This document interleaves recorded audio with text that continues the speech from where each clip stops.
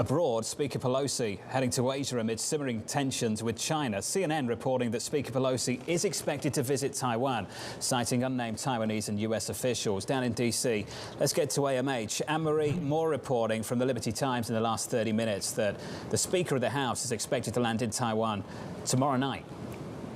Yeah, and exactly, Jonathan. That's just about 24 hours from now because she's in Singapore where it's 9:15 p.m., where it also is in Taipei. And Liberty Times is one of the main newspapers in Taiwan reporting that the Speaker of the House will be coming to the country. Jonathan, we heard it already this morning from China's foreign ministry, the same kind of rhetoric we've been hearing for days, saying that the PLA will not sit idly by if Speaker Pelosi comes to Taiwan, given her rank as the third highest level official from the United States. And already over the weekend, we saw live drills in the province directly across from Taiwan. And we should note that today, the People's Liberation Army, China's army, the PLA, is actually celebrating their 95th anniversary. So tensions are very high at this moment, at potentially this trip, which we should note over the weekend, Speaker Pelosi in her itinerary did not foreshadow this. This was one of the items left off. Annmarie, we caught up with Isaac Boltanski last week of BTIG. Take a listen to what he had to say about this potential visit.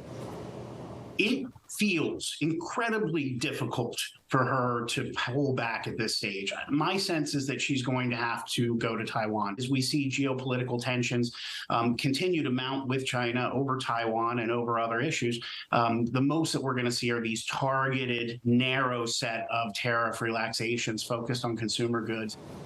AMH, he called this a lose-lose situation. Is this a lose-lose situation?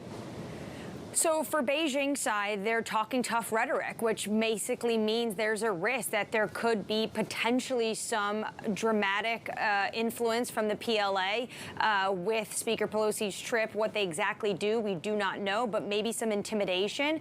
And then, of course, on the U.S. side, this is difficult because now that this was already put in the press, it was also supposed to go in April, but she got COVID. How does she walk this back? Her Republican colleagues are actually also pushing her to make sure they take this trip.